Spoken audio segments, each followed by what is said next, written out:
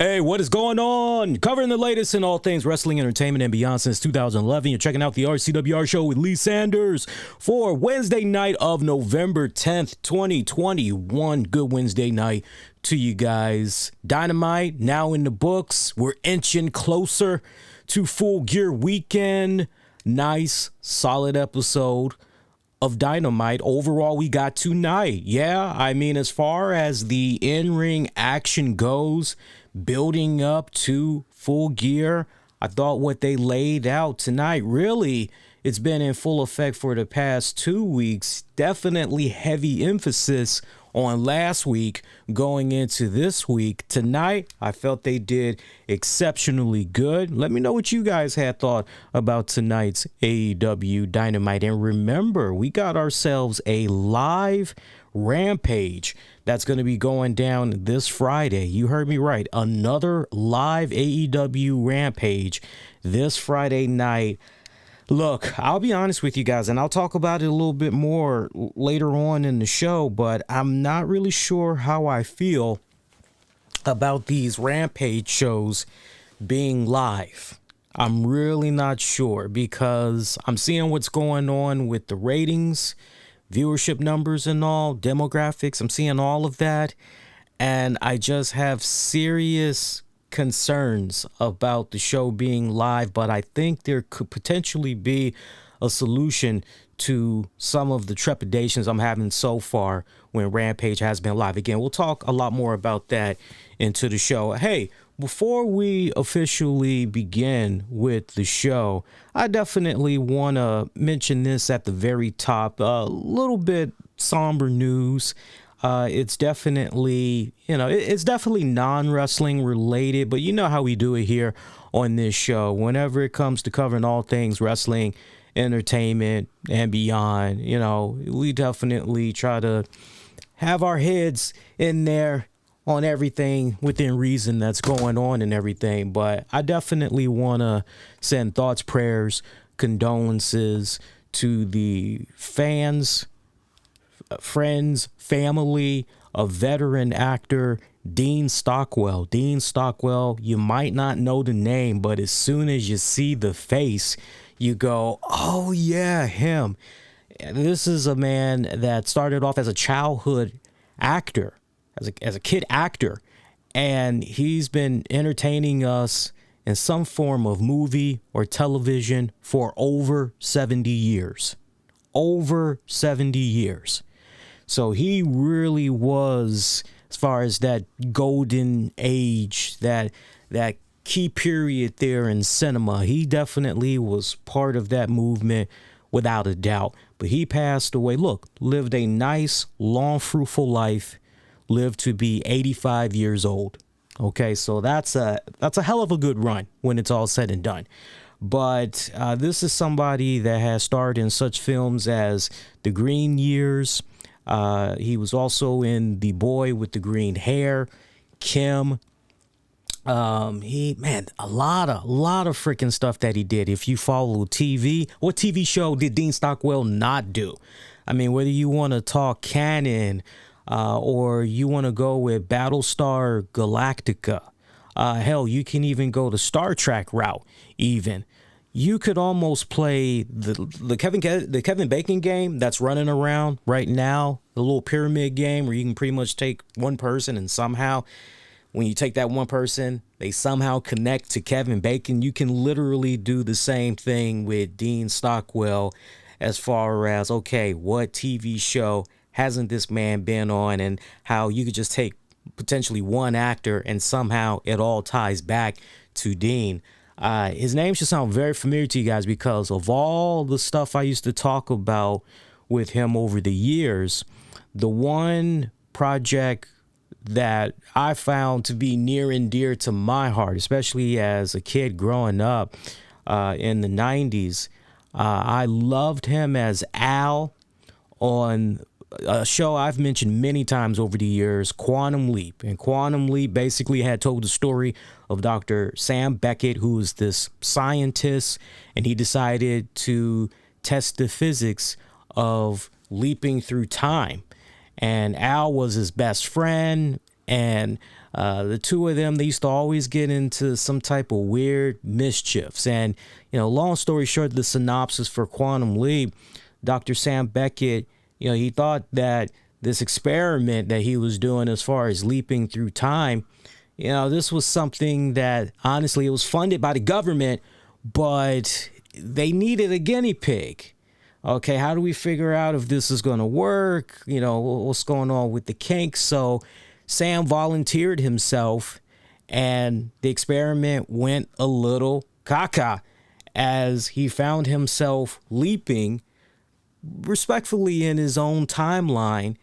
And, it turns out each time he was leaping within his own timeline, he was set at a particular he was set in a particular date range to try to figure out whatever was wrong, make right. And Al pretty much was there guiding him along the way, letting him know exactly what it was he needed to do. Quantum Leap, a fantastic show. If you guys have never seen Quantum Leap, I definitely will recommend you check it out. To this day, it's actually still on television. Believe it or not, still on television, somewhere in syndication, it's actually still on. It ran about 5 seasons. And when you look at shows like that, you think about Sliders. I remember that one season show on NBC, Journeyman. You look at all of those type of shows, all of them pretty much took their cues from Quantum Leap. Quantum Leap, No Better with Scott Bakula. They did it No Better. But yeah, he passed away at the age of 85. Now, it's kind of interesting because news didn't really break out about Dean's death until, I would say, maybe almost 30 hours plus ago. And it turns out he actually died on November 7th. I know, right? That's kind of crazy. He actually had passed away on November 7th, but you know how it is sometimes. Sometimes somebody dies and family, they want their respective time to mourn, want their respective time to grieve. And then after day 2 or 3, then they go on ahead and put that official press release out there to the media so they could pretty much share with everybody. He died of natural causes, for those of you that might be curious. He died of natural causes, and he died at his home in New Mexico. So what better way to go out? Natural causes, 85. Nothing really too sad to feel sorry about. But I will say this as we get ready to move along. I was always holding out hope because I was holding out hope for many, many years. There's 2 series near and dear to my heart, Quantum Leap being one of them, and the other one being Millennium, which was created by Chris Carter of X-Files fame. And I always held out hope that one day, with everything that was going on with some of our favorite hit TV shows coming back, whether it's for a movie or they're getting a reboot or whatever, right? You look at Mad About You, Jefferson specials, the All in the Family specials, Wonder Years got a reboot, Mad About You, it was like Will and Grace. We'd be here just all night. Hell, I'll give you something that's new. Nash Bridges is coming back. Nash Bridges with Don Johnson. That joint's coming back. It's a movie. It's coming back on the USA Network later this month in November. So all this nostalgia, I had always held out for years that we were going to get some type of a Quantum Leap movie or a reboot series, and we could finally see a proper ending to what went down in the series, because the series just left many of us, the series finale of Quantum Leap, it left many of us very heartbroken, and we wanted a more definitive. And for years, you used to hear Dean Stockwell, Scott Bakula, they loved the idea. At various points, there was some type of a script in the air. You heard so many variations of a story arc, and it's just, when it's all said and done, it never materialized. And now with Dean Stockwell, now gone, as far as Quantum Leap goes, it's kind of safe to say that, yeah, that's definitely now not going to happen. So those of you that are fans of Scott Bakula, if you didn't see some of the things he had said about Dean, go out of your way after the show sometime when you get a free moment on your hands next day or so. go out of your way and read some of the things that he had said. It was very, very sentimental. So once again, rest in peace to Dean Stockwell, veteran Hollywood actor, passed away this week at the age of 85, but a nice, long, fruitful life. Yeah, so that's pretty good. So Dynamite. Oh, by the way, on a much lighter note, programming note for you guys. I'll mention it again, but a programming note for you guys. Don't forget, this weekend, Saturday night, AEW Full Gear, the pay-per-view. We're going to be covering the fallout from that on a special Full Gear post show. So tune in for that.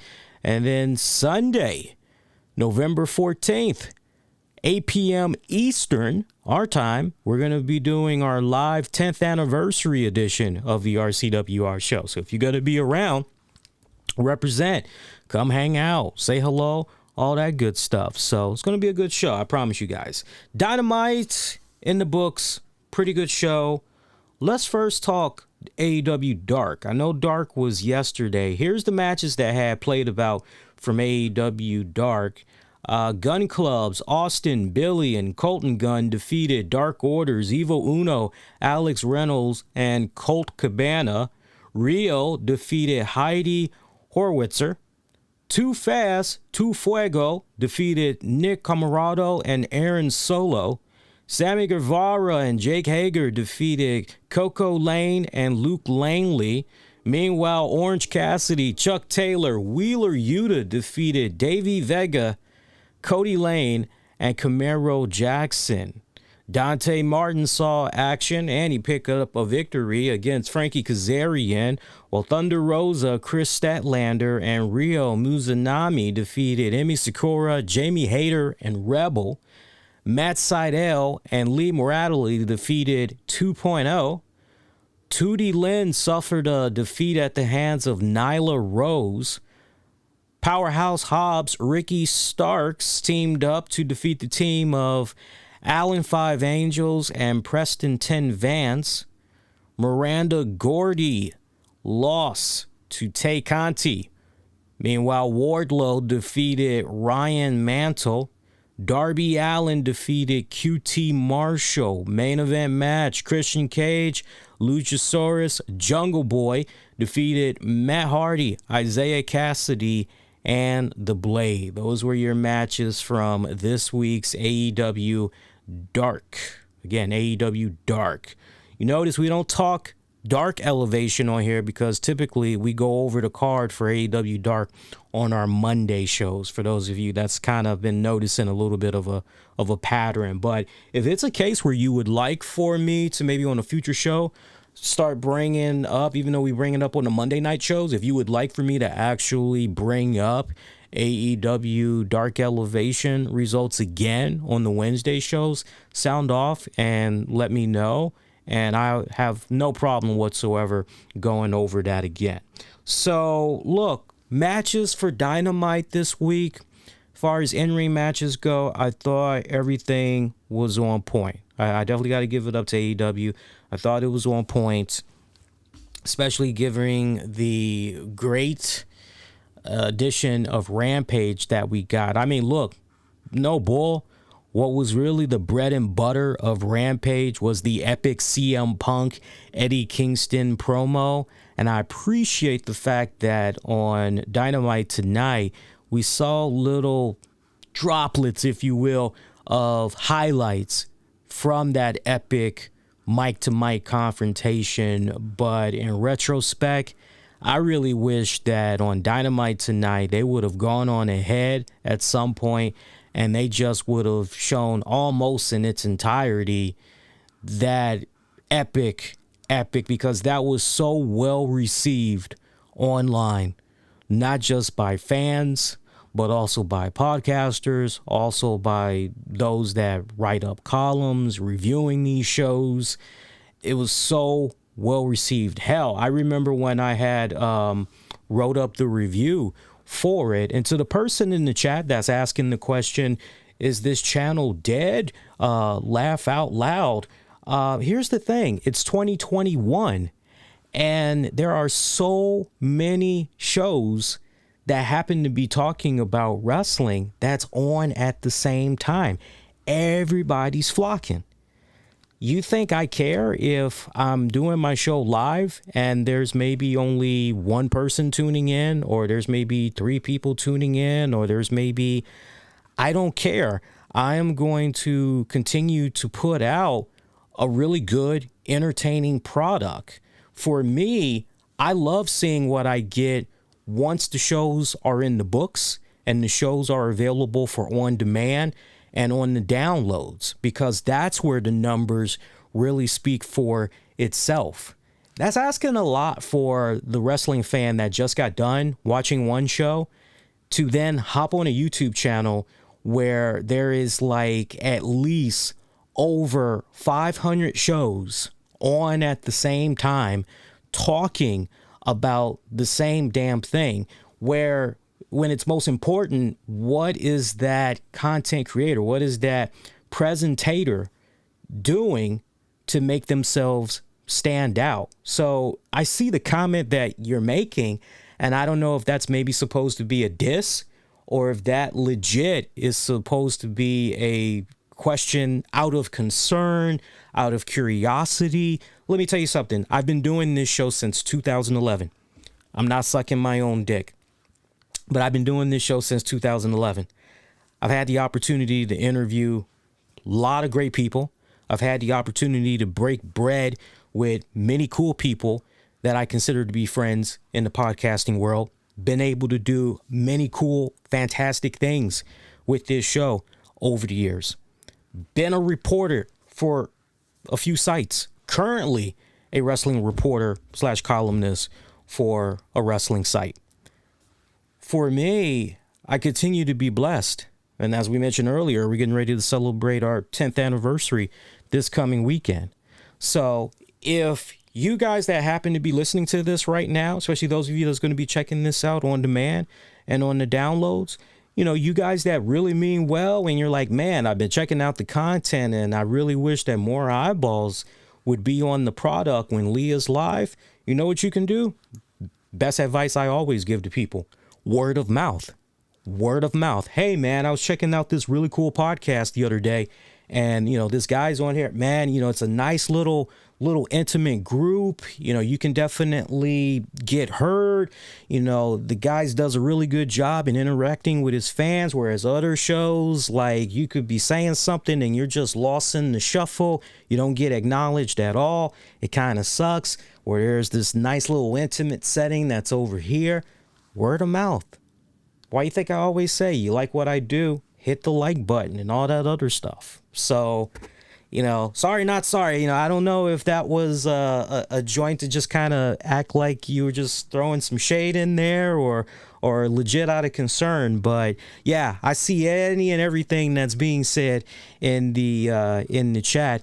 And trust me, you know, our longtime listeners will tell you, I'm one of those type of people. If you post something live in there, I am, unless it's something that's very derogatory, I am on that. I am interacting with you, because at the end of the day, this is our show. This is our show. So we were talking about Dynamite before we went off to the side there on that little piece. And again, the foundation they laid out pretty good when it's all said and done. But what I was mentioning earlier, as far as Punk, Eddie Kingston, I really wish they would have gone on ahead and had Eddie Kingston and CM Punk, that segment from Friday's Rampage, replay tonight almost in its entirety, so fans could have seen that maybe were not around on Friday, maybe sadly did not get a chance to you know, check it out during its initial airing, get an opportunity to check it out tonight. But the little tiny bit that they showed, honestly, I just felt that it was a tease. It really wasn't enough to, you know, really whet the appetite and really have you come in and say, wow, this was truly epic. This was really badass because XYZ. But despite that, what they did, and then the great follow-up that they had with CM Punk and Eddie Kingston for tonight, as these guys had a pull apart backstage in the parking lot area to the arena for tonight's Dynamite. I thought that was good. I mean, these guys were pretty close to tearing each other's freaking heads off, and you had guys just of the AEW roster trying to do their best to keep them separated and all that. Love that friction. Look, a lot of fans, when they first saw that, wait a minute, we're potentially going to be getting Eddie Kingston, CM Punk, a lot of folks were really concerned about whether or not there was enough time to really tell the type of story that needed to be told to have folks be invested in their match coming up at Full Gear. They just felt that, man, we need at least a couple of more weeks. Me personally, I didn't feel that way whatsoever. We know how good Eddie Kingston is on the microphone, as well as CM Punk. And I want to take it a step further besides just saying how good these men are on the microphone. What makes guys like Eddie Kingston and CM Punk stand out whenever they grab those microphones and they are talking to the people, right? There's a big difference between talking to people and then talking at people. The big difference is when you're talking to someone, you're having a conversation. It's mutual. You're exchanging information with them, basically, when you're talking to someone. When you're talking at someone, you're basically just, okay, this person is just here and I'm just going to get some shit off my chest, but I'm not really being receptive in taking in whatever they are saying to me. It would almost basically be, in layman's terms, it would almost be like you all that's watching live, particularly, maybe you go out of your way to leave some comments. And let's say I'm on for 90 minutes and I never acknowledge anybody's comments that's being left in the chat. That's basically me talking at you, right? There's no, right? Whereas if I'm talking to you and it's, for example, hey, how about that new Hawkeye series that's going to be coming to Disney Plus? Did you guys see the poster for it that they released earlier today? And some of you guys jump out there and you say, oh yeah, I saw it, man. Blah, blah, blah, blah, blah, blah, blah. And then I'm bouncing off of you and I'm responding and, we're having a conversation together. CM Punk, Eddie Kingston do a phenomenal job talking at people. They got a certain gift of the gab where they do an excellent job in really tapping into that emotional connection between themselves and the fans and just have them in the palm of their hands. There is a place of sincerity whenever these men are opening their mouths and they're speaking, and you're hooked, line, and sinker. You're invested in what these people have to say, and I wish that more and more we would see that trickle down to other promotions. I'm particularly looking at WWE because that is just the one thing that is severely lacking right now when I look at a promotion such as them. But yeah, Eddie Kingston and CM Punk, what they've been able to do on really such short notice, it's a great testament to the type of not only professionals that these men are, but the how bona fide and how gifted they actually are as well. So I want to make sure we're really, really stressing that. So to follow up that excellent segment from Rampage and what they did tonight, nice foundations going into their match at Full Gear Saturday. Daniel Bryan, or Bryan Danielson, continuing to figure out innovative ways to pick up victories, continuing to look impressive in his singles matches. This go round, he was taking on one of actually my favorites from New Japan Pro Wrestling. He was taking on Rocky Romero. And that name should sound very familiar to you guys, because after all, he's part of that stable, Roppongi Vice. And this guy, what hasn't he done? What hasn't he done in New Japan and all that? I mean, a former, multi-time ROH World Tag Champion, New Japan Pro Wrestling Junior Heavyweight Champion. Guy has held multiple championships across many promotions. Very entertaining to watch. So to get Bryan Danielson taking on Rocky Romero tonight, I thought that was a pretty damn good opener. The two of them had a damn good, solid match. I like the pacing of this matchup when it's all said and done. I love the pacing of it. It was a great, solid, stellar opener. It was about close to 10 minutes, give or take, maybe a little bit over 10 minutes.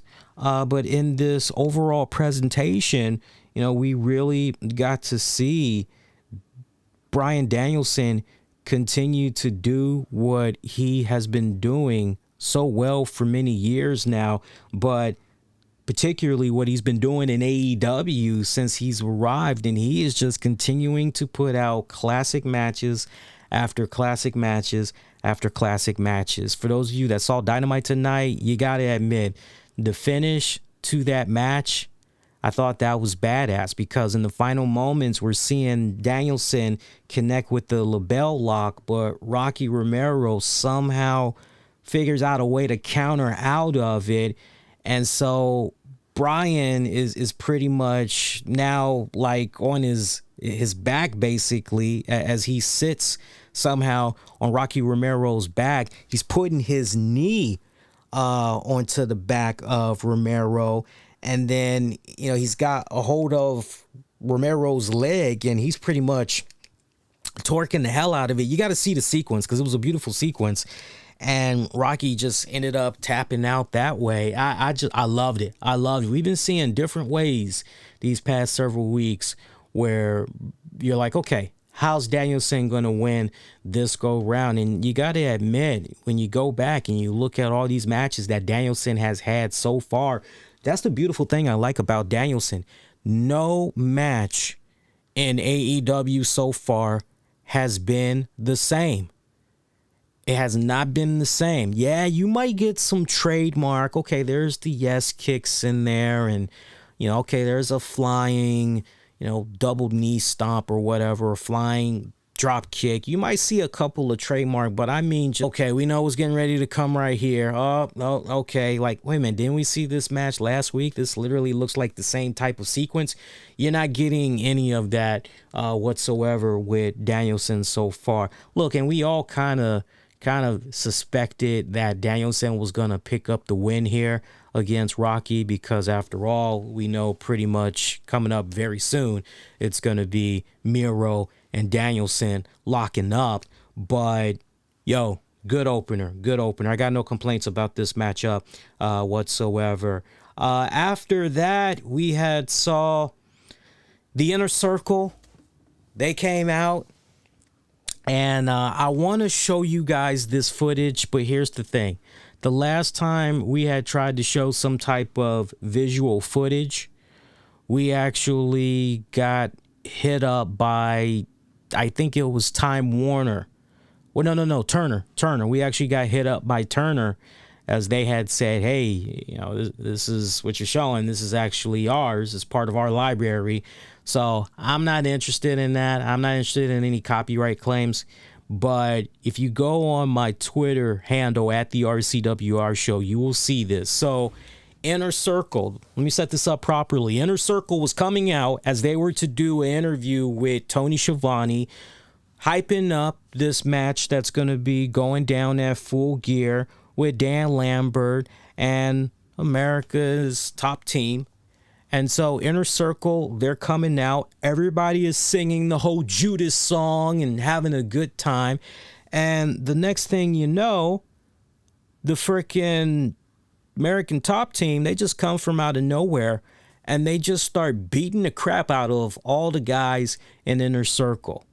And there's one guy you gotta home in on particularly. There's one guy you gotta home in on particularly. The guy you need to home in on, I'm trying to think what his name is. I think it might have been Paige Van Zant's husband, but don't quote me on that. Just go on my Twitter page. You'll see the video. But you see this guy attack Jericho pretty much from behind. And by the time Jericho turns around, it's essentially too late. The guy's already on his ass. But do you guys remember, what was it, a year ago when we got the infamous Dark Order beat down and we had that one Dark Order member just throwing air punches to Dustin Rhodes? Well, what this guy was doing to Jericho was, I felt, 2 times worse than what we saw last year. Don't believe me? Go out of your way. I promise. You go on my Twitter, you check out the video I'm talking about, you will get a hearty freaking chuckle. I was a little bit surprised that more people were not even talking about that, quite honestly, because it was pretty hilarious. Like, I apologize for those of you that's going to be listening to the audio version of this, but even more the reason why you should represent, especially if you're around this time of night when we're doing the shows live. Come represent, because you get to see me, and I can be very overly animated at times when I'm describing stuff, because in case you don't notice by now, as I'm describing stuff, I like to use my hands a lot, right? So let's just say you see the microphone right here, right? Let's just say this is the microphone, okay? Now, let's say that dude, Paige Van Zant's husband, or whoever that guy was, I'm still getting some of the names down for that, the MMA guys. Ethan Page, Scorpio Sky, Dan Lambert, Paige Van Zant. I pretty much got all those names down, but it's the other ones. I'm trying to remember their names and all that. And that's only because I honestly have not been religiously watching MMA on a regular basis in the past couple of years. I sporadically will pop up and check out an MMA joint probably once or twice a year on average. So just pretend this is pretty much Jericho's face right here. Okay, all this right here. This is Jericho's face, right? So this guy, the way he's supposed to go in with the forearm strikes to Jericho's face, it's supposed to go, like that. Okay, it's supposed to go just like that. Okay, but instead, what was happening when this guy was throwing his forearms out there, those forearm strikes to Jericho, I mean, clear as day. Our boy was just...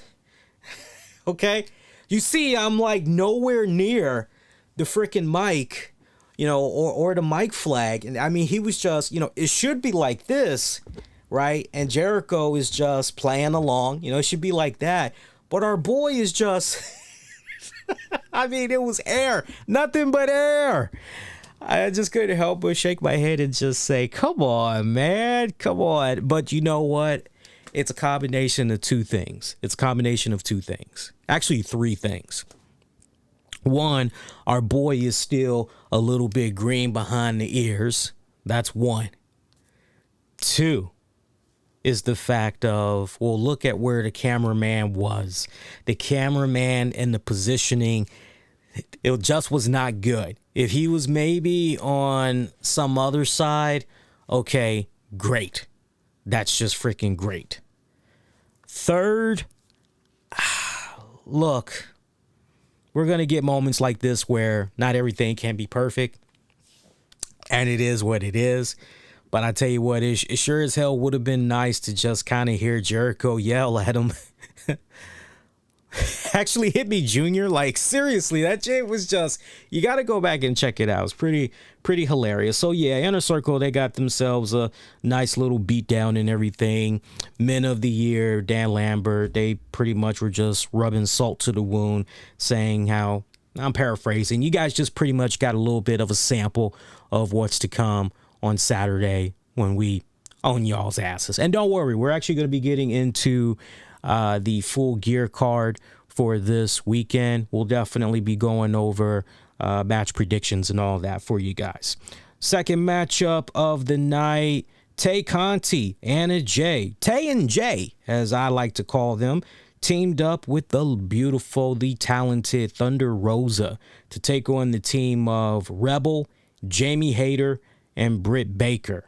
Pretty much a all-out snack attack, ladies attack, as far as I'm concerned. Nice matchup. Nice little matchup.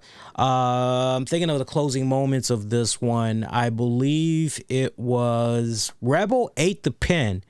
I remember that. Rebel ate the pin. I just can't remember. Tay Conti. Yeah, she ate the pin.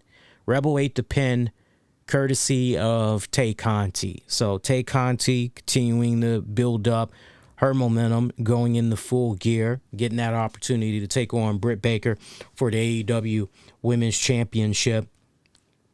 You know, it was a decent little match. The main takeaway I had from this one, though, was putting... baby. Hey, baby. All right. See, my man knows what's up. Lee James. Just subscribe to the channel. Welcome, my friend. Welcome. Hope you enjoy your stay.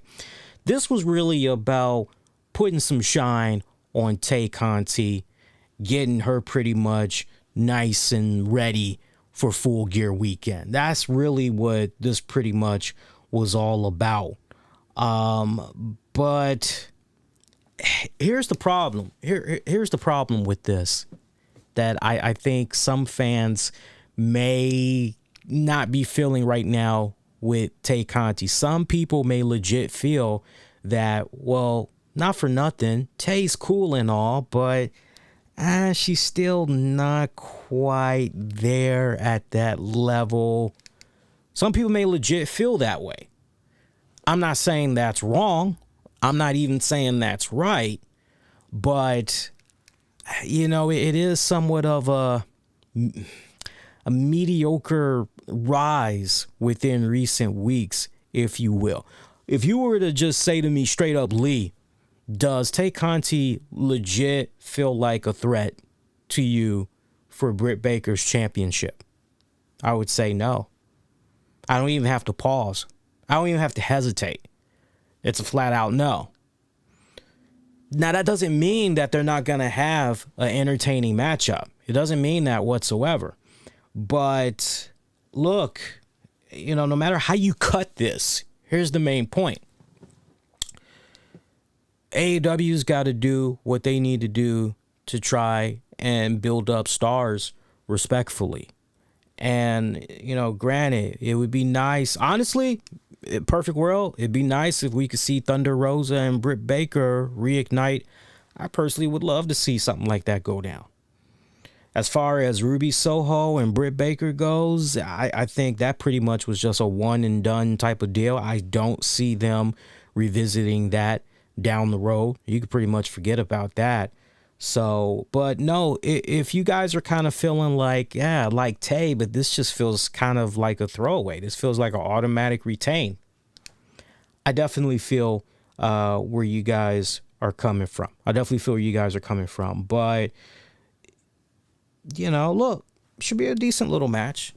What these girls are getting ready to do. No matter what, I'm still actually a little bit excited for it. Now, if you were to pick my brain going forward as far as where things could possibly go with Britt Baker, when we get into predictions, I'll shed a little bit more light on that one.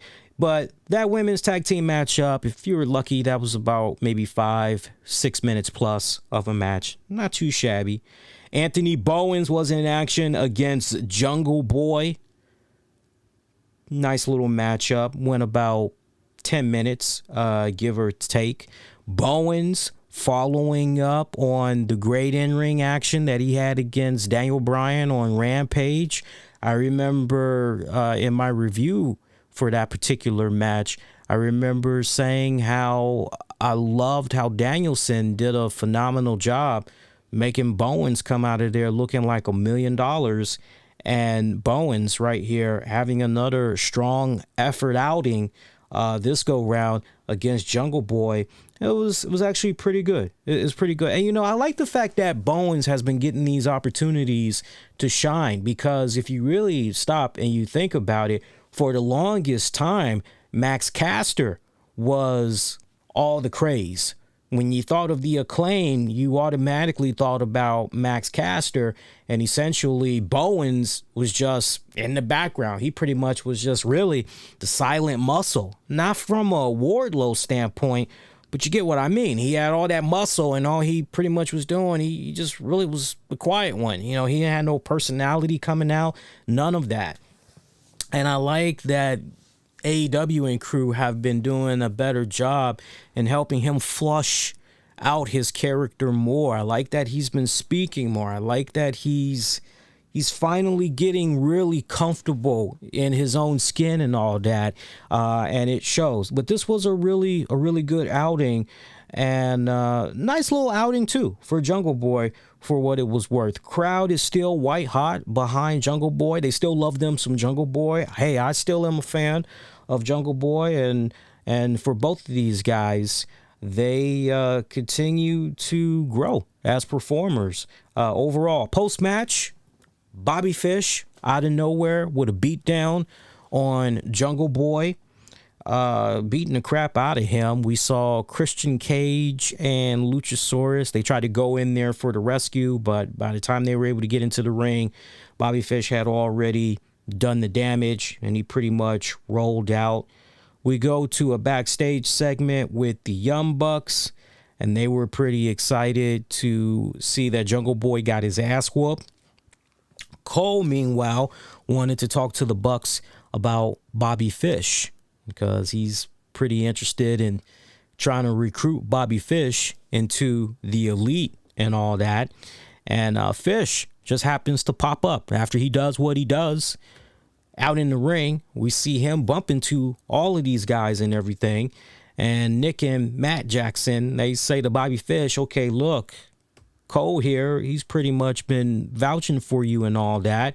And if they're willing to vouch for you, okay, well, we're willing to give you a shot. We're willing to give you an opportunity here. But make no mistake about it. We know you're the new guy.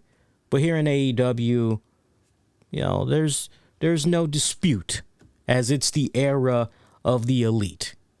And Cole once again vouches for his boy Bobby Fish. So Jacksons were like, okay, well, we're cool. Meanwhile, Cole wants a favor as far as Rampage goes. He wants for Bobby Fish to take on Jungle Boy. So that's one match that we're going to be seeing coming up on Friday's live AEW Rampage. Wheeler Yuta in action against Wardlow. Pretty short matchup.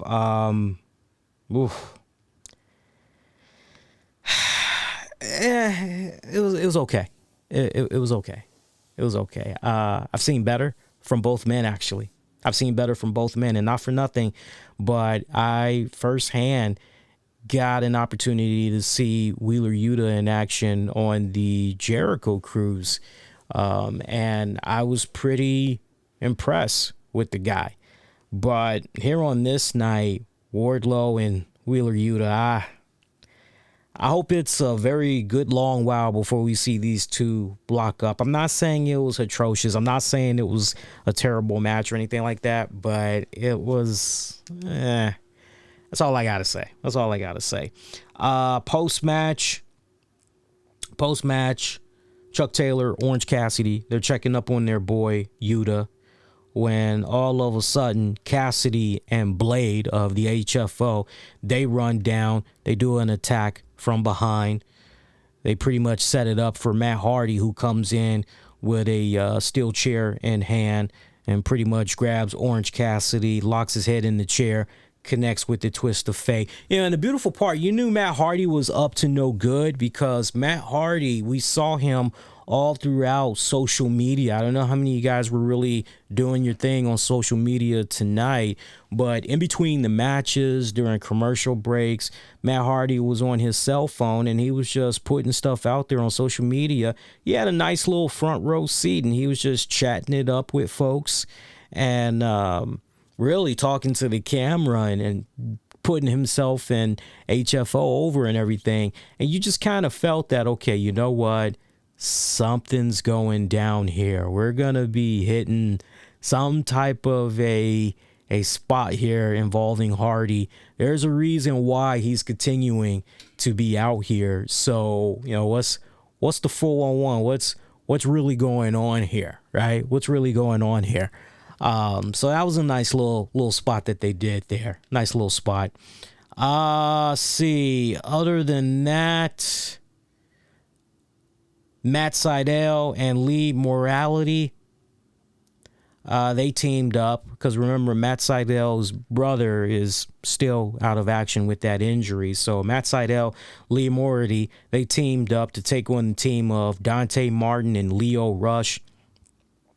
For me, of all the matches that was on Dynamite tonight, this actually was the match. This actually was the match of the. I enjoyed it. This was a damn good tag team matchup.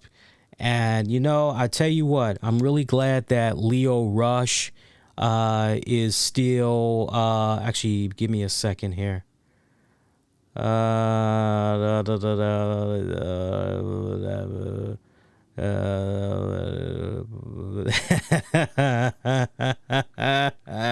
Anyway. Oh my God, I can't believe I almost missed that one. I got to give a shout out to Dick Van Klondike. Apparently, the spot there with Matt Hardy putting the chair on Orange Cassidy, that's another one of those. You got to go out of your way and you got to look up the visuals because Matt Hardy just pretty much the way he did. And I'm glad I remembered that now as soon as I saw that because I can't believe I almost forgot that oversight. Look, man, if you're going to be doing an angle where, okay, I'm beating this person up and now I'm pretty much going to set their ass up. I'm going to put them in this steel chair and I'm going to do a number on them. Let's not do the mofo like, all right, Junior, this is how you put on a tie, right? You cross here, overlap there. Like, and when you go back and you look at how Matt Hardy was doing the steel chair over Orange Cassidy, it was hilarious as shit. You know, it's almost like Matt Hardy is going, here, sir, try this on for size. How does this feel around your neck, my good man? Does it feel comfortable? It's not too snug, is it? It's just right? Are you able to breathe? Okay, great. You know, it's almost like one of those type of deals, right? The way Matt Hardy is setting up this chair over Orange Cassidy. And Orange Cassidy is just, you know, it's just kind of like, so I slide in here, right? And it's almost like Matt Hardy is just, yes, perfect, right? If you've ever gone to a Men's Warehouse or whatever, or a shoe store, and you know that personal care that you normally get from the assistant that's helping you out and all that, taking your measurements and all that. This literally looks like Matt Hardy.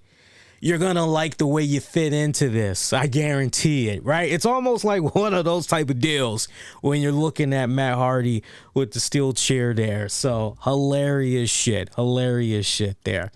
But yeah, Lio Rush, Dante Martin. I definitely am not overreacting. I'm not overshooting my takeaway on this tag matchup, but I thought this tag match was excellent. I thought particularly of Lio Rush, and I'm a fan of Lio Rush's in-ring work. Legit, I am. It sucks that he had a couple of setbacks, you know, with his health, past 2 years or whatever. I always felt, though, that he was a very talented guy. Not to mention, I have checked out some of his rap music. Dude's pretty talented. Dude's got bars. I definitely got to give him that. He's got mad serious bars. So to see him pick up this victory here with his boy Dante Martin, good stuff right here. Good stuff right here. Of course, by Lio Rush and Dante Martin picking up the victory, now this further adds more fuel to the fire, if you will, about Lio Rush. Remember what we've been seeing with Lio Rush these past several weeks and how he's pretty much forced himself upon Dante Martin being his mentor and all of that, right? So this further gives the bragging rights, if you will. So I'm liking this. I'm liking this because I find this particular arc very intriguing. Obviously, the long haul, it's going to be Dante ultimately breaking off with Leo. And boy, is the kid going to pay. But, you know, just think about the great little program that's going to spawn from that. It's going to be some good stuff. There's going to be some good stuff right there.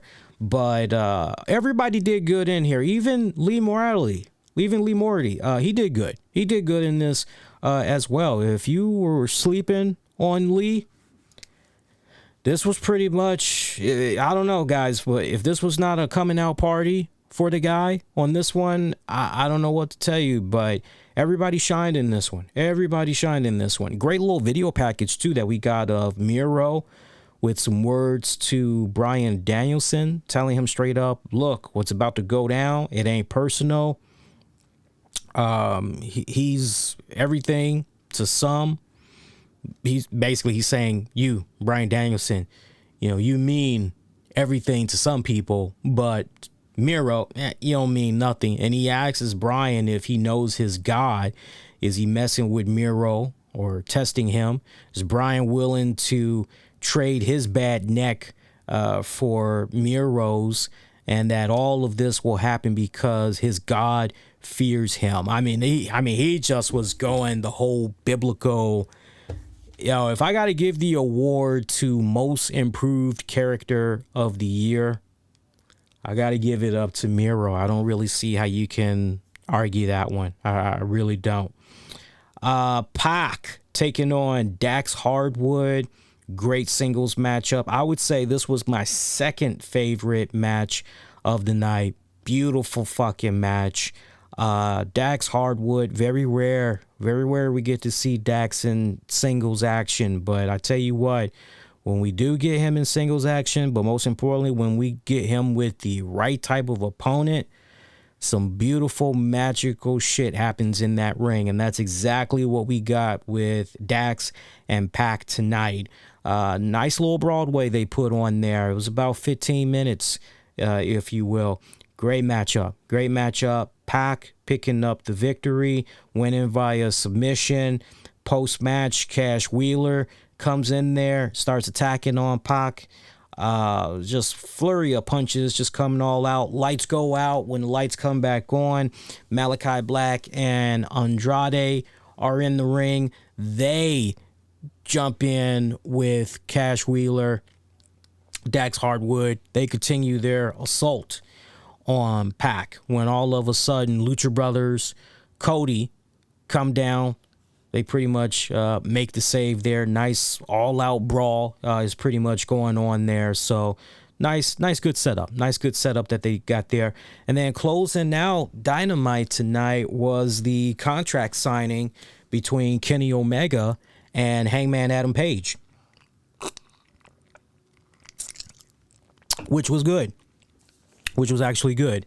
I like the back and forth that went down right there. Just some of the highlights. I don't want to be long-winded. You know, he said this, he said that, he said this, and he said that. But pretty much I'm just looking at my notes here. Bear with me a second here. Omega talked to Page about all the love, feeling as though it was, not really sincere. It really wasn't all about Page. It was always the elite who sat back to pretty much give the people what he thought they wanted, which was that cowboy shit. And basically, why would he do that? Even after he denied them coming back to the group, as far as Omega denying Hangman Adam Page coming back to the group. Basically, it was because part of Omega saw a little bit of himself in the Hangman. And Page comes right back and says, yeah, you're right, but that Omega once had a tag partner he didn't measure up to either. But Page pretty much looks across the ring, and the way he looks at him now, he looks at Kenny Omega as a wrestling god, and that it might be fair to say that Omega has surpassed his former partner, and that in the past few years, he knows that Omega has told a lot of lies, but that the biggest one was at Full Gear. He being Kenny Omega, knelt over him and said, "Good job, Hanger. Really proud of you." As far as he's concerned, yeah, dude, you ain't really proud of me. If anything, you're actually afraid of me. And he is looking at everything that's transpired as that fire, that fire that just pretty much lit his ass up, as he's looking to prove himself. He's looking to redeem himself. And he doesn't want it to, he wants to beat his ass. Seriously. He doesn't just want to beat him. He wants to beat him for that fucking gold. He wants to take that gold off his hands. Omega comes right back, says that Page has got it all wrong, and that everything that Omega has been doing has been out of a necessity, and that, believe it or not, he actually still does care about Page, and that no matter what happens, whether they'll be friends, a tag team or not, he doesn't care. He just wants for them to go out this weekend, have a killer match, settle it man to man. So Omega actually extends a handshake. Hangman Page reluctantly shakes it. And Page, boy, I tell you talk about falling for a trap. As Omega says to Page, "Good job, really proud of you." And you're just kind of going, the hell? Next thing you know, cameraman attacks Hangman Page.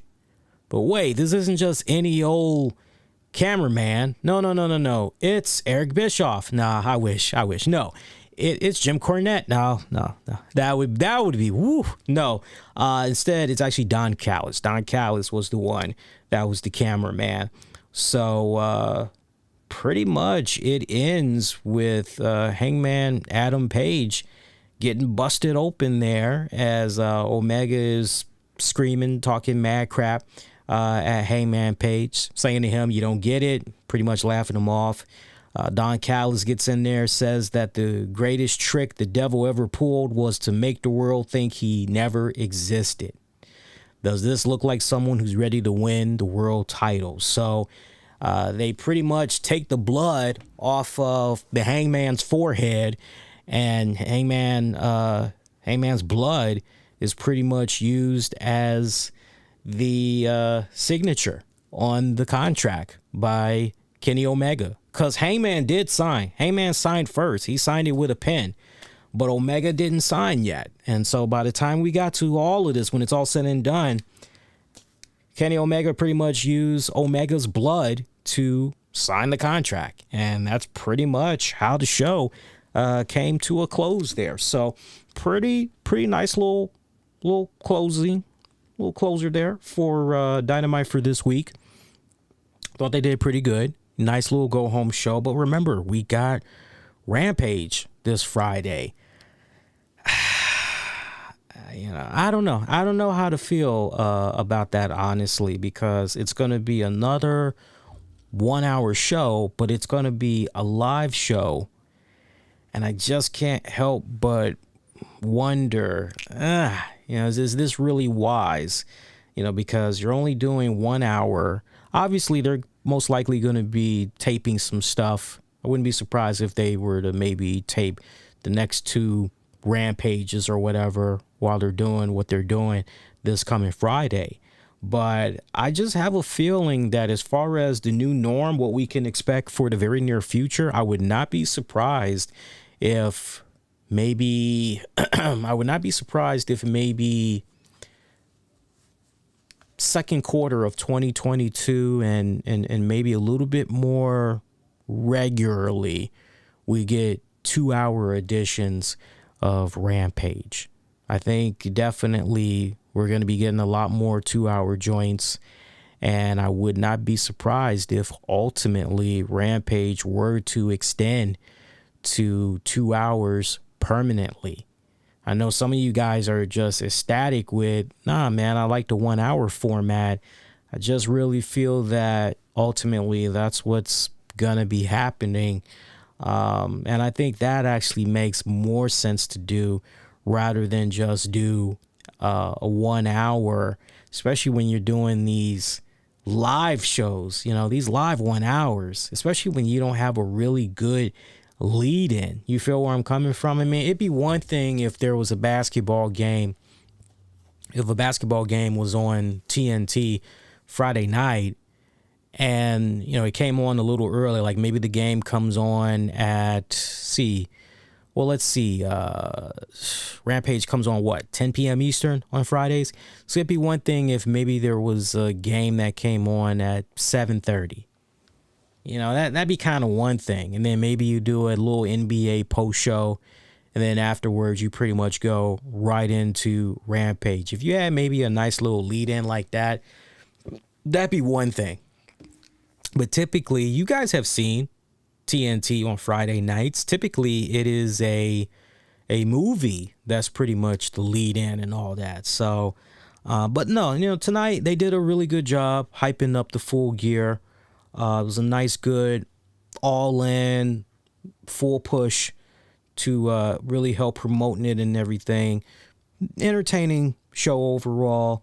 Definitely some solid wrestling that was in there. The 2 hours honestly flew by really quick. Really, really quick. So now, numbers-wise, let's talk about the ratings. So let me look at what was going on with Dynamite's ratings from last go-round.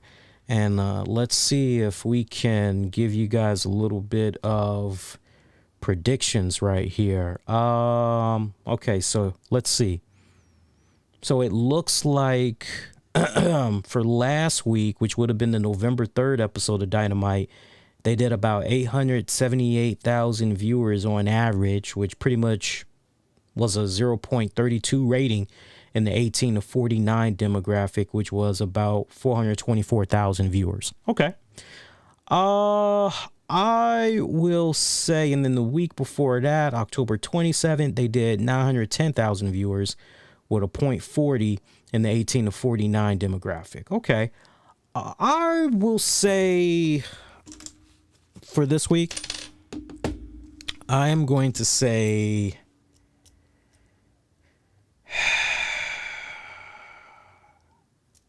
because we did actually pretty good last go round. If you guys can indulge me for a second, I can let you guys know what my predictions were last time and how close I was. Because I remember bringing up the numbers on social media. And hang on here. Dynamite ratings. And this should pop up. Bear with me here. Yep, I'm looking at it right now.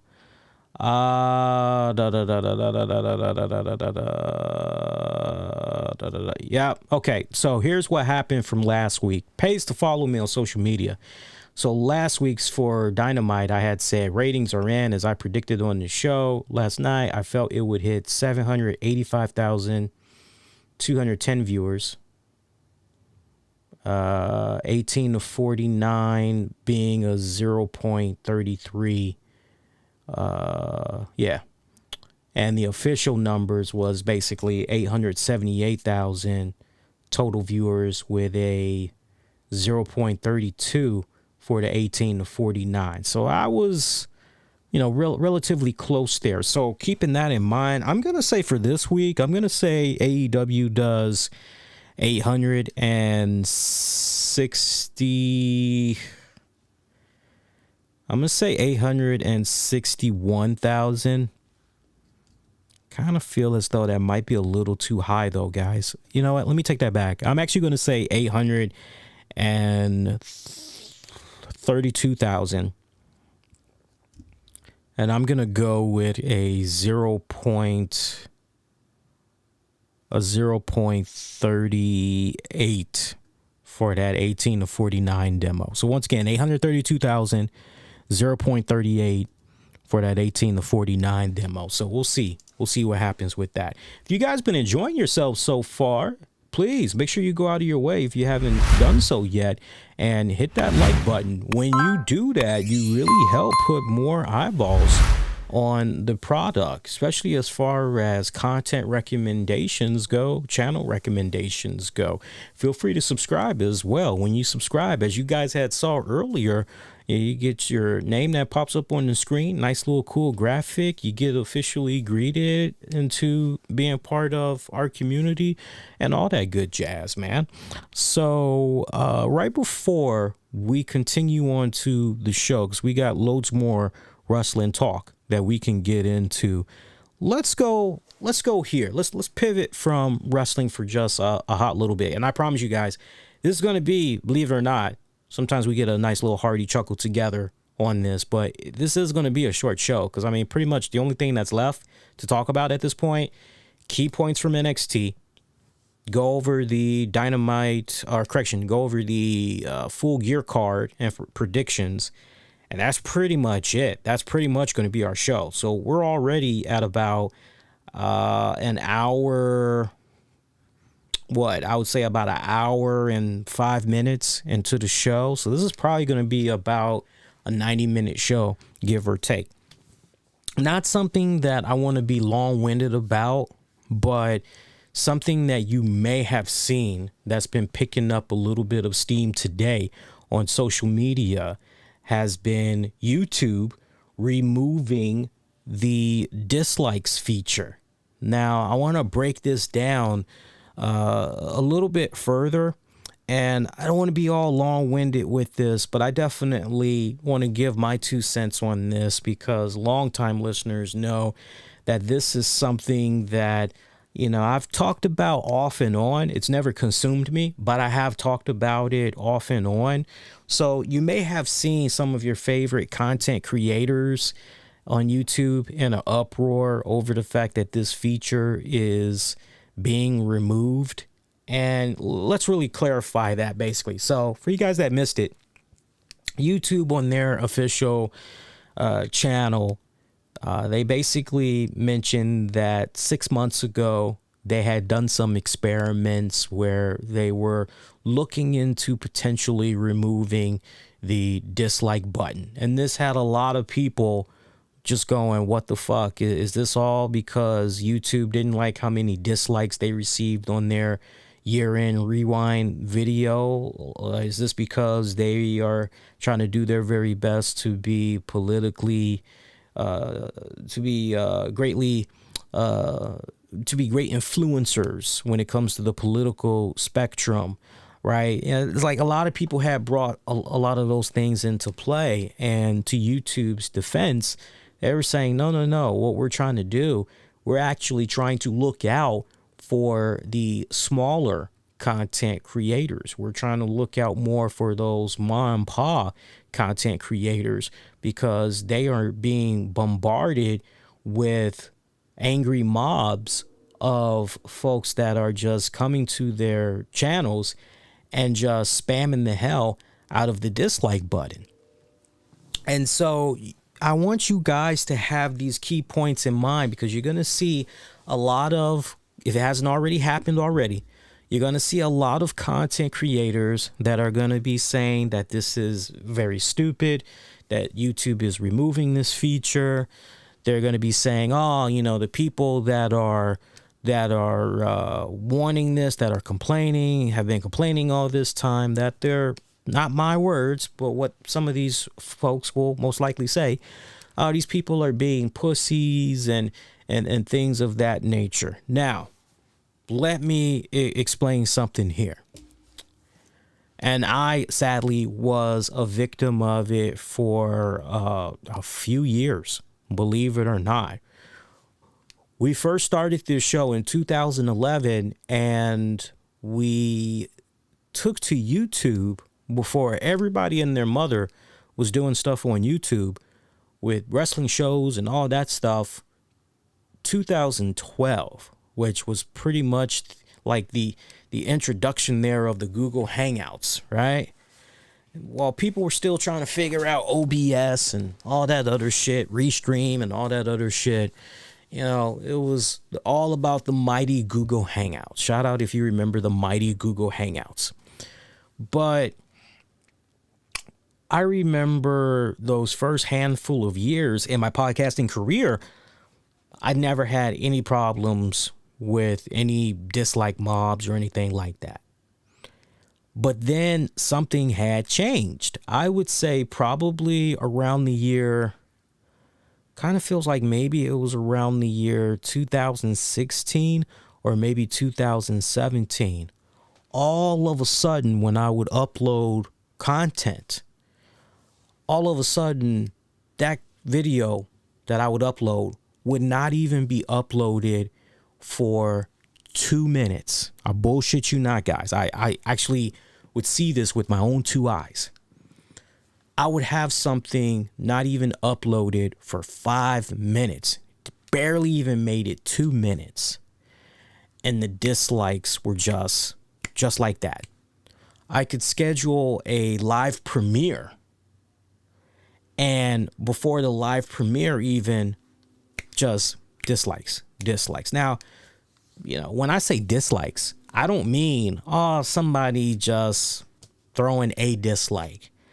I mean, there would be like 5, 10, 15 dislikes before that fucking joint even. That sounds crazy, right? Here's something else that's even crazier. There would be times where once I got done with an episode or I uploaded something, if during the initial stream, 20 people had represented and they all had hit the like, and maybe one person hit a dislike. Don't you know that before I would go to bed for the night, that 20 likes and that one dislike, it would go 20 likes, 20 dislikes. Crazy, right? And I just remember going, what the fuck is going on here? And I remember reaching out to YouTube, and I would say to customer support, hey, look, because I met certain qualifications being on YouTube to be able to access customer support 24/7. And I told them straight up, I said, look, you guys need to do some type of auditing, some type of a purge with my channel. Because I'm looking at some of these videos. I'm looking at the retention time. I'm looking at the watch time. I'm looking at the engagement. I'm looking at the likes, dislikes ratio, and yada, yada, yada, yada, yada, yada, yada. And so after I brought it to their attention, they were able to figure out, okay, yeah, you're actually, we're not really sure what's going on here. And I'm telling them what's going on, but they're like, we're not really sure what's going on here. But yeah, it does look like what's happening here with the likes, dislikes ratio. This does look fraudulent. Like, okay, so we're going to continue to monitor your channel, and, we'll see if maybe we can do something at our end to actually, purge your video or look at your channel for any weird, suspicious activity and go from there. And so I know I wasn't the only content creator that was going through this. Okay, there were many of us that was just like, what the hell is going on here? And to YouTube's credit, they did say, look, if you a little bit tired of folks that are bombing your channel with dislikes, you can just hide the like-dislike ratio altogether. But then that created this other myth buster, which was, well, when you hide your likes and dislikes, YouTube factors that in. And as far as their algorithm goes, as far as having you really be discoverable like that on YouTube, whenever somebody types in keywords or whatever, you're more inclined to not appear because you're hiding your like-dislike ratio, right? And YouTube for years would always say, no, if you hide your stats, you're still going to be searchable. And we're all going, no, it's bullshit. We've seen it with our own 2 eyes. When you hide your analytics like those key analytics, you're not showing up as you should. Because all that smart SEO tagging and all that don't mean shit if you're hiding stuff like that. So it was really, really weird what was going on. But I would say probably within the past year, maybe almost a year plus. And I think a lot of that credit goes to what YouTube has been doing behind the scenes. I've seen them do a better job editing my videos, some of my friends' videos, where it's like, hey man, we're all comparing, like, hey man, it's like I'm doing my show here, went off the air, and I saw I got, I ended up with 15 likes, 2 dislikes. I come back the next day, like about 12 hours later, and all of a sudden I've got, what was the number I just put out there? What I say, 15 likes? Let's just say 20 likes. I wake up the next day, all of a sudden I got 20 dislikes. What the fuck is going on? I got 20 likes, 20 dislikes. What the fuck is going on here? And I noticed that, I can't really speak on my friends, but I noticed when I would see shit like that, as soon as I would make that video private and then come back to it a couple of hours later, YouTube would do their part in validating how many of those likes were real, how many of those dislikes were real, and reduce accordingly. And then once I saw the actual, I would just go on ahead and then just, okay, now that that's in the clear, all right, let me go ahead, make the stats for that video public again. Now that YouTube has pretty much done its thing. That's the nature of the beast. I mean, when it's all said and done, sadly, you've got individuals that will go on a person's channel to the point of what YouTube had said earlier. Either they just don't like the content creator, and as a result of not liking the content creator, rather than just go and find something else to check out, right? I mean, I don't know how about you guys, but if I'm not liking somebody, the way I operate on YouTube, of course, I know not everybody can operate like me, but the way I operate with YouTube, I just pretty much go, okay, you know what? This person's content, it's not for me. I got nothing personal against them, but their content, their presentation, it's not for me. I'm not going to leave them a dislike. I've never left anybody a dislike. I've never left anybody a nasty comment in a way where it's like, get fucked or go fuck your mother or some shit like that. Yeah, I just keep it moving along. But you've got these mobs where they will pretty much, they'll have multiple accounts, or the popular thing, they'll go pay a little system where they will try to have a channel be attacked by bots and all this other shit.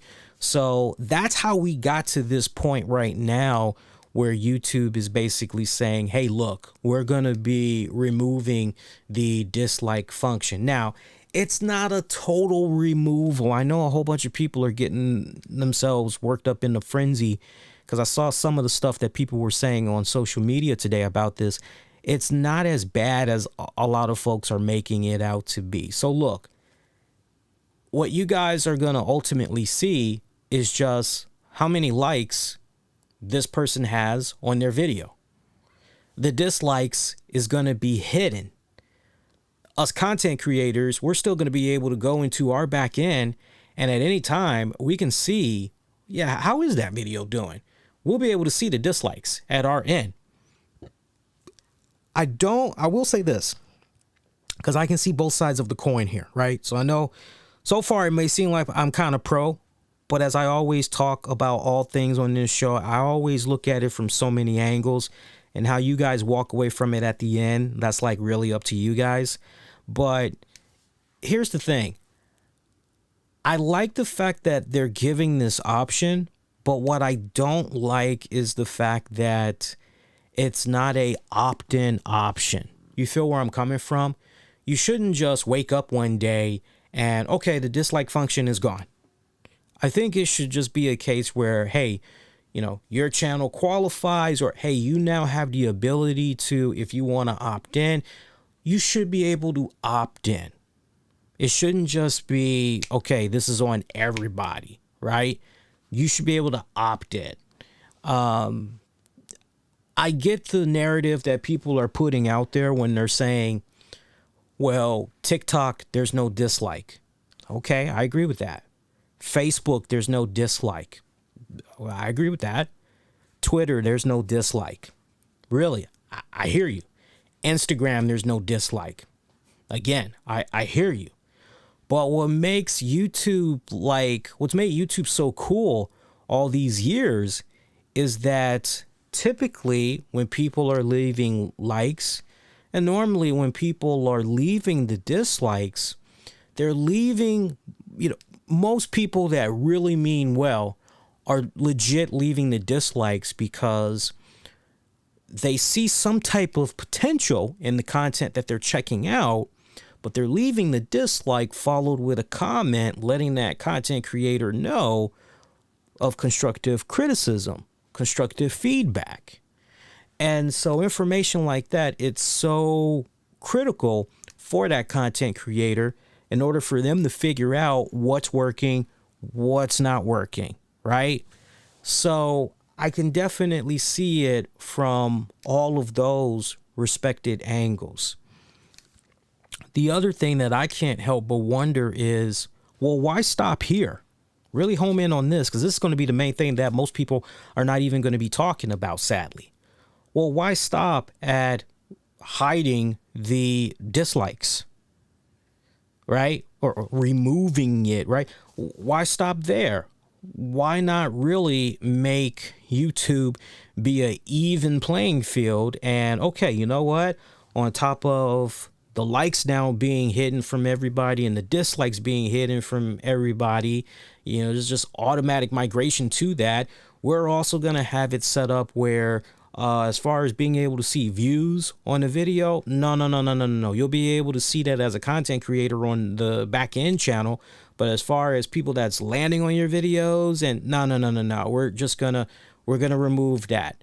Oh, people are able to see what hashtags you're using to try to make your videos be more discoverable, and thus ultimately that's why stuff like TubeBuddy and vidIQ and a bunch of other stuff came into play. Now we're just gonna go on ahead.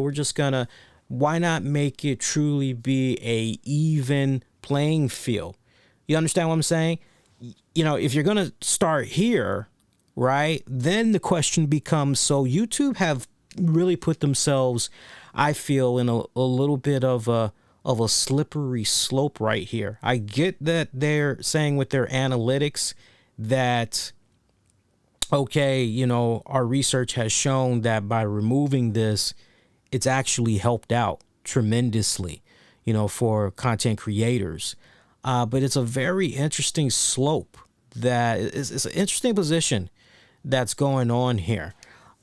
So look out for a lot of people that's going to be trash bagging this week. I think it's going to blow by. Honestly, whenever there's usually a major change that's going on with YouTube as far as an update and all that goes, there's usually people that are just complaining, this is going to blow over. It's not the end of the world. It seems like the cool thing to do is to honestly bash and all that other stuff. And it's real easy. I'll say this before we get back into the talk of wrestling. It's real easy for folks that haven't been bombarded with a dislike mob to say, oh, I don't understand what's the big deal. This is stupid. This is that. And the YouTube guys, I legit feel that their heart is actually in the right place when they say, we're trying to really look out for our content creators, mentality. We're trying to look out for their mental health and all of that. And I can totally understand that because I've had friends over the years that just a few, ultimately stopped creating YouTube videos because they had fell victim to some of those dislike mobs that were out there. Can you just imagine all the hard work and energy you put into, a great piece of content, and you feel that it's something that, hey, you took your time out, you researched the hell out of it, you got some nice fun music, graphics, animation, you interviewed this person, the whole 9 yards, and you put all this time and energy into this one particular baby, this one particular child of yours, and then when you put it out there for the entire world to take in, to come back an hour or two later and you see that you've got like 15 likes and you've got 45 dislikes, and yet when you go to check out the comment section, there's no comments. It's kind of like, what the fuck is going on here? That can be, I can only imagine how that would be for some. Like I said, one of my friends who's a content creator, they suffered shit like that, and they ultimately just, they couldn't deal with it. They could not deal with it. So the fact that YouTube is trying to, look out for the smaller content creators, really content creators in general, I think it's admirable. But at the same time, they've also opened up a Pandora's box with all the stuff that I had mentioned earlier. So food for thought. Shout out to you guys that are YouTube content creators. I'd like to know, or hell, just YouTube watchers, YouTube subscribers. What do you make now that you've pretty much heard all of this? What do you guys make of YouTube removing the whole dislike function? Does that kind of upset you? Does it play a factor when you're going about looking at videos on YouTube? Does it play no factor at all? Sound off. I'm most curious what you guys have to say. Continuing on with the show here, let's get into NXT. Not long-winded. I just want to give some key thoughts on NXT. Yo, NXT, it's really becoming harder and harder to watch this show on a weekly basis. It really is. There's only but a couple of nice little things that I like checking out of NXT. Toxic Attraction being one of them. I love those girls in Toxic Attraction. I think they're drop dead freaking gorgeous. And the fact that they're able to go in there in that ring and entertain. I mean, they put on some really good matches. They do. They put on some legit, really good matches. Let me pull up the NXT card for this week too, by the way, because I still don't have the NXT card up.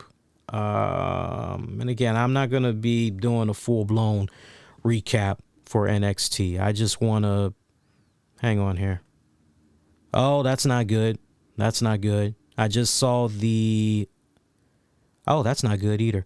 I just saw the latest numbers for NXT. We'll get into that in a hot minute here. Let me look at the matches here. Bear with me. My notes are loading up here. So can I get a recap of just all the matches? Here we go. Toxic Attraction defeating Casey Catanzaro, Kaden Carter, Io Shirai. Yeah, that was a nice, good opener for NXT 2.0 this week. Toxic Attraction continuing to go out there, look like $1 million. Kind of a nice little short matchup that they had. Kaylee Ray defeating Saray. I gotta tell you, I guess the way it's coming off to me, I don't know about you guys, but it's coming off to me that the Saray experiment is over. That's honestly how it came off to me, because I was expecting a more competitive match between Saray and Kaylee Ray. And I just felt like that's not really what we got. Sure, Saray had a little bit of offense in there, but,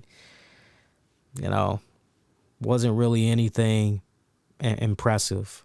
It really wasn't. So I just kind of feel, remember when Saray first popped up?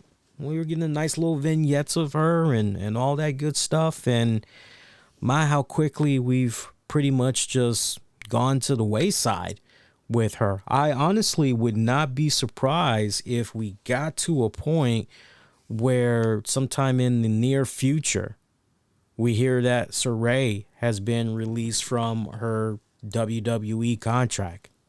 Would not be surprised whatsoever, because you're just kind of looking at the current landscape of NXT and trying to make sense out of where some of these folks may fit into the new initiative for this particular show. Yeah. Joe Gacy defeating Boa. I know some people are fans of Joe Gacy. It's not clicking for me. I'm sorry. It's just not clicking for me. Same thing with the Creed brothers. Creed brothers defeating Jacket Time. Yeah. Cameron Grimes defeating Ru Feng. Am I saying that right? Ru Feng?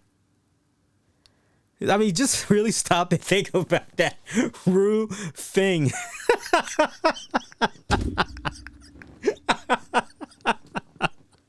I mean, that has got to be, oh my God, that's worse than a wrestler named Bill Ding.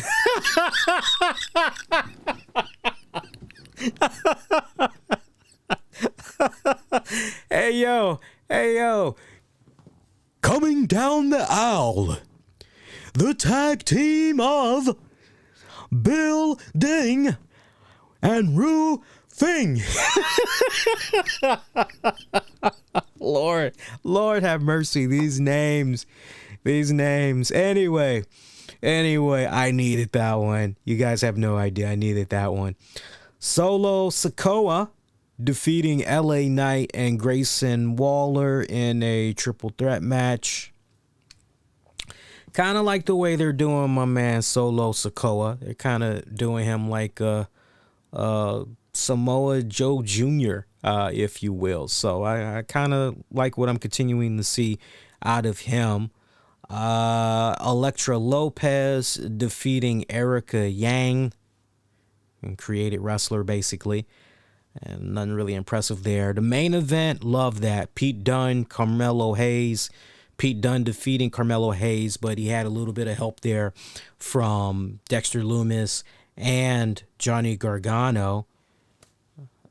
That was actually pretty good. So, I mean, yeah, when I look at this week's NXT 2.0, other than the main event match, really, for me, the opener with Toxic Attraction, Casey Catanzaro, Caden Carter, Io Shirai, everything else. Hang on. Yeah, everything else was just, I don't know how it is for you guys, but for me as of late, and this has never been a problem for me in the previous years that I consecutively and religiously would watch NXT.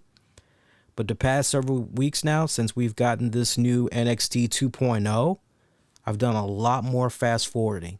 I've only stuck around for the stuff I felt was really good, which is some of the stuff that I just mentioned here. Or if we get Tommaso Ciampa, or if we get Braun Breaker, like, I'm not fast forwarding. I'm checking out legit what these people are doing, but I've been doing a lot more fast forward. And I'm curious, how you guys been holding up with this new NXT experiment? Are you guys finding yourselves to be in the same position as I, and you're not really that invested into it like you were with the old NXT, or, you know, you just going through the motions? It is what it is. I'm curious what's going on with you guys, but that's what's happening with me every single week. It's now gotten to that point where NXT is slowly but surely going further and further down my list as far as shows to check out. That's no bullshit. That's legit where I'm at right now. So, and check this out. We're talking about NXT. Looks like 2.0 viewership, it dropped again. Ratings are somewhat steady this week, but check this out. Tuesday's show did 603,000 viewers, slight drop from the previous week, which was 631,000 viewers. And remember, that 631,000 viewers, that was their post-Halloween Havoc show. So, yeah. And as far as their demographics go, looks like they drew a 0.15 rating in regards to that 18 to 49 demo. That's where things are standing right now with NXT.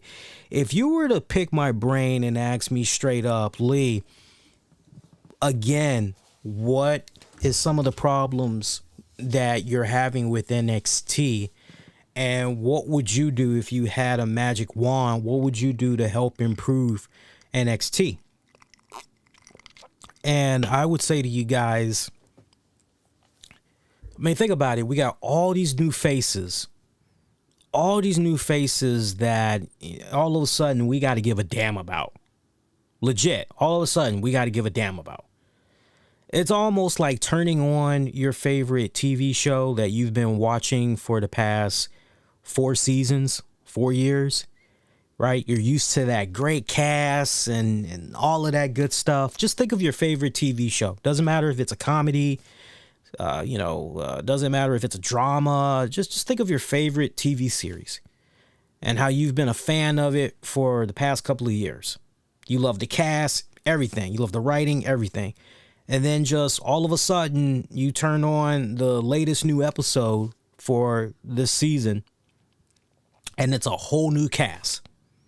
It's a whole new cast. The cast that you remember from the past 2, 3, 4 seasons, they're gone. This is just pretty much a whole new cast that you're dealing with.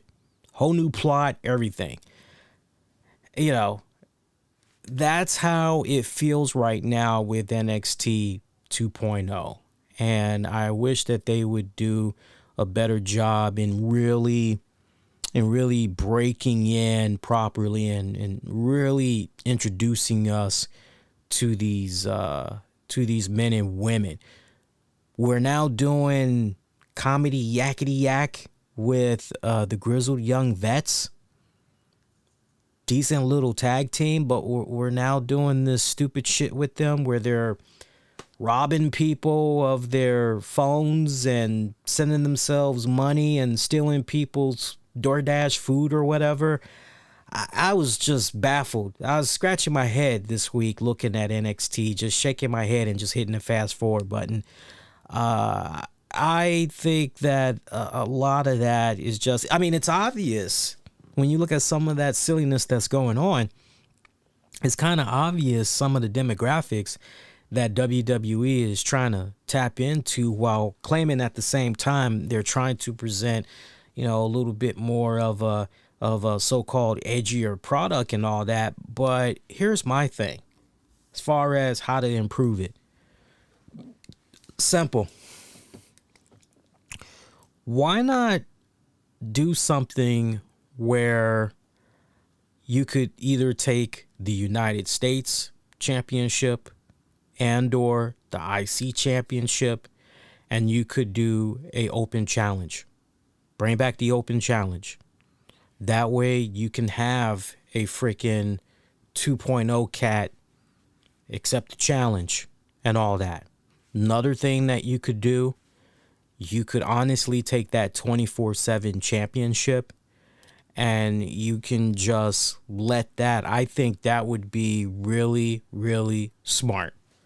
Letting some of those NXT guys pop up randomly, get the freaking 24/7 championship, and pretty much let that be a nice little bleed-in / continuation going into the other shows. I think by making that 24/7 championship okay, this is the show. This is the only show where you're going to be able to see the 24/7 championship. I think they made a huge mistake with that. If you really want to get a good gauge on how folks are feeling about certain stars, especially these young up-and-comers that you've got going on down there in NXT, I think something like that 24/7 championship is very, very detrimental.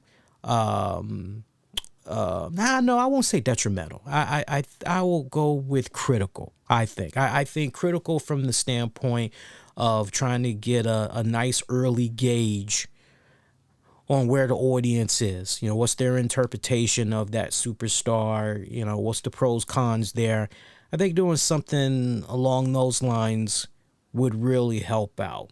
It really, really would. And then when you're going into NXT 2.0, to have from time to time, someone from the Raw or SmackDown roster pop up on 2.0, as far as trying to get that 24/7 championship. Yeah, I think the way that they're just going about this is just, remember when they did the Facebook Watch thing, WWE did, what was it that they did? Something challenge, mixed match challenge or something along those lines. I would love to see them even bring that back.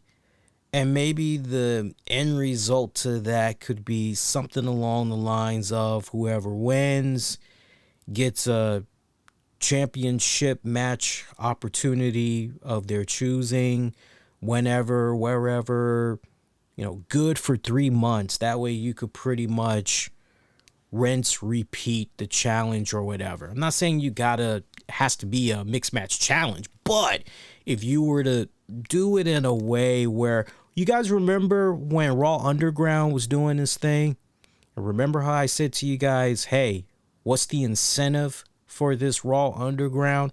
What's that carrot being dangled over these men and women's head to be fighting and all that? And I said something along the lines of, how about a WWE contract?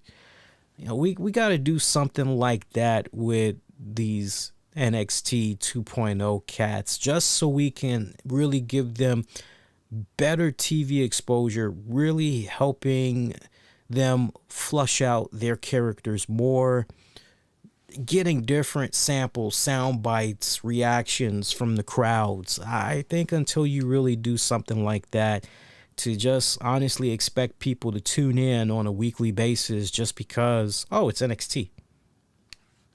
No. Sound off. Let me know. Let me know what you guys think. Let me know if you think I'm on to something there or what. So let's get into AEW Full Gear on that note as we're getting ready. If you see me down from time to time, I'm just writing down timestamps of when we were talking about certain things. That's all. So now we're doing Full Gear. Let's get into the Full Gear card.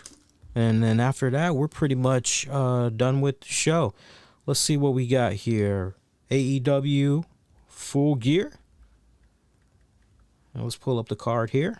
All right, we are there. All right, so AEW Full Gear is going to be going down this Saturday, November 13th at the Target Center, Minneapolis, Minnesota.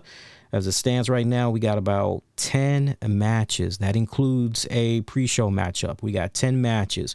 Pre-show matchup, Nyla Rose and Jamie Hayter teaming up to take on Shida and Thunder Rosa. I can't believe my girl Thunder Rosa is part of a pre-show. I'm going to go with Shida and Thunder Rosa for the victory. I really wish that we could have gotten a little bit more storytelling / development there with all of these girls. We've only gotten a little bite-sized sample here and there. Nothing really has been magnified over the course of the past couple of weeks. Now, I'm curious what's going to happen with this final Rampage as we're going to be going in the Full Gear. If maybe the girls will get a little bit more to, you feel what I'm saying, whet the appetites there of the fans. But I'm going to go with Shida and Rosa. Pac and Cody Rhodes, as a result of what went down on Dynamite tonight, Pac and Cody Rhodes will be teaming up to take on Malachi Black and Andrade El Idolo. Tag match.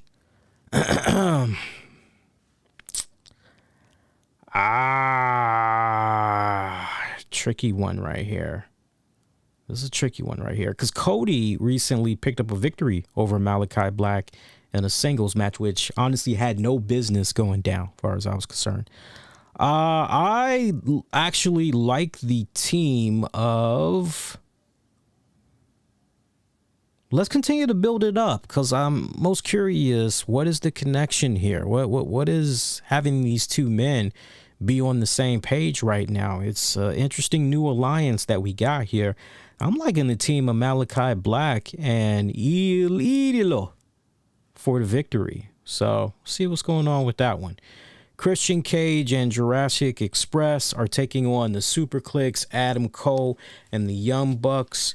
Falls Count Anywhere match. That actually should be a pretty damn good match. As far as who I'm liking for this one, and these guys, they have just been going at it left and right, left and right, left and right.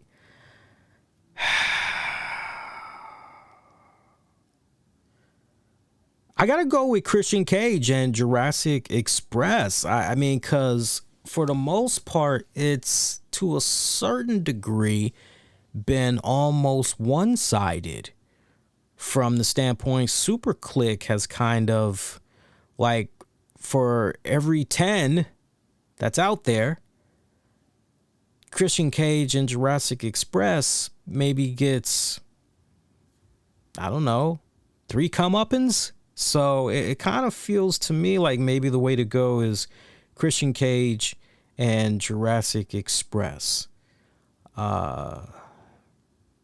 Yeah, this is that moment that it feels like.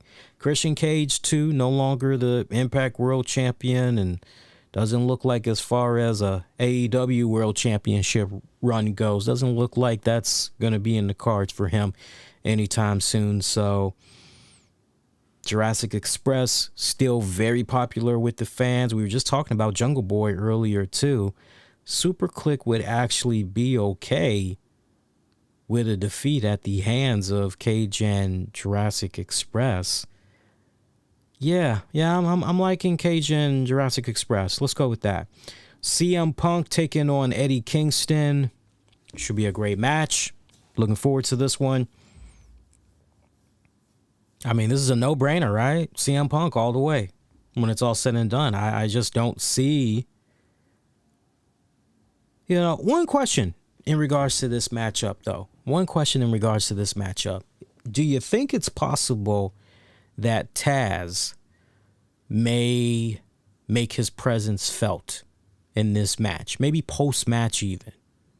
Reason why I bring that up, I just still find it pretty baffling and odd that, you know, it seemed as though CM Punk, Team Taz, some stuff was developing there, and then just ice cold, just hard stop. And I just can't help but wonder if after the match, something cool maybe goes down where CM Punk, Eddie Kingston, I mean, it's going to be a clinic. I think it's going to be a damn good clinical matchup. But I just feel that afterwards, maybe there's going to be some type of a mutual handshake, some bullshit thing that's going to go down.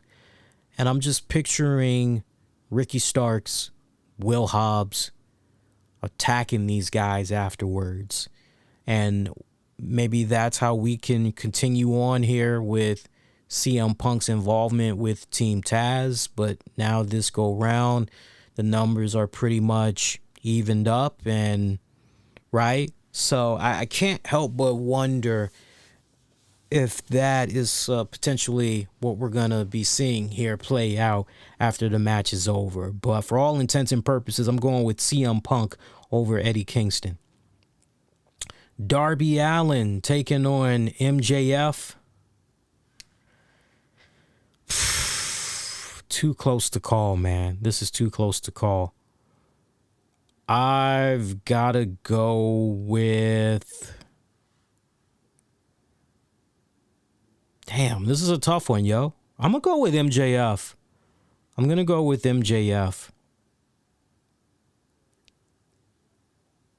I think it's going to be by Crook. That he's going to pick up the win here. I'm going to go with MJF on that one. Just got this weird gut feeling. I'm going to listen to my gut on this one. Lucha Brothers take on FTR.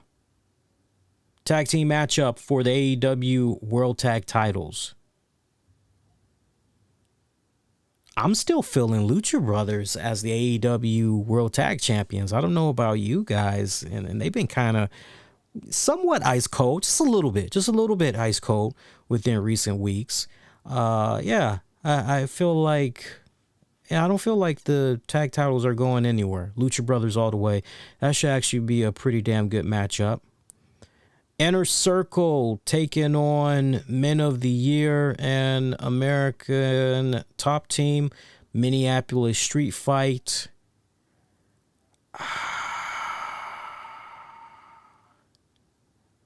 Inner Circle. Well, hang on. Let me think. Yeah. Inner Circle I'm going with. Bryan Danielson taking on Miro. AEW World Championship Eliminator Tournament Final Match. Winner receives a future AEW World Championship match.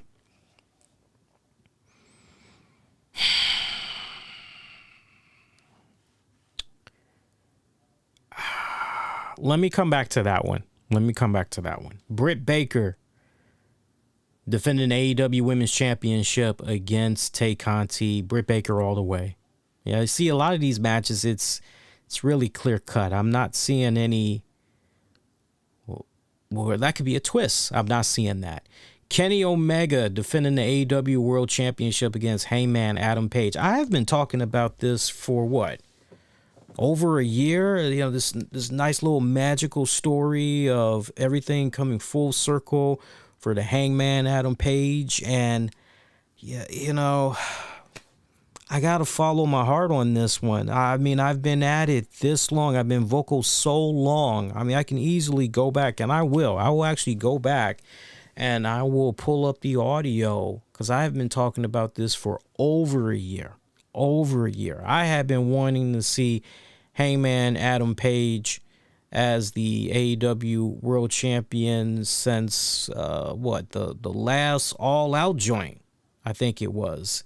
Whenever Kenny Omega I've been wanting to see it that long, and I always felt that there was a great full circle comeback story in development here, and it just feels like everything is so aligned perfectly here that if you don't pull the trigger on Hangman Adam Page right here, there may never be another opportunity that'll present itself ever again. The fans are still behind the Hangman. They love them some Hangman. If you weren't to do it right here, right?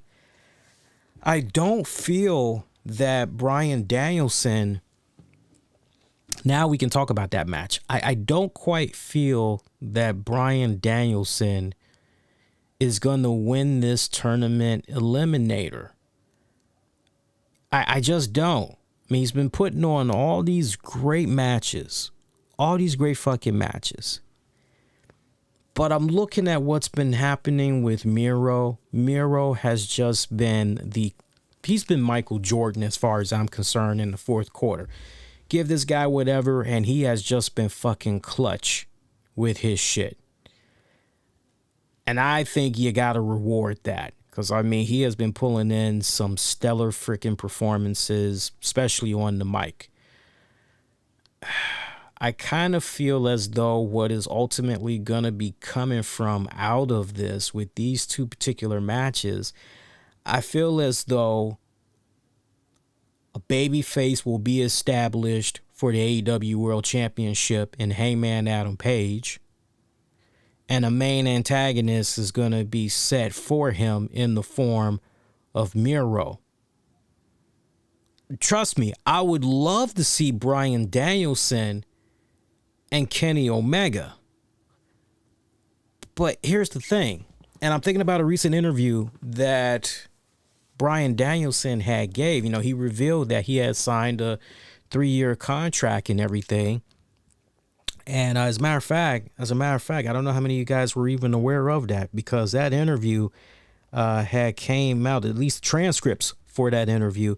It had came out, what was it? It was either yesterday or the day before. And he had revealed that he signed a 3-year contract. So, yeah, he just revealed the length of it. He pretty much was asked if this will be his last in-ring contract for his career. And he said, and I quote, "I don't know. I think so. When I think about it in my head, right now I feel invincible. My body feels the best it's ever felt since I was in my 20s.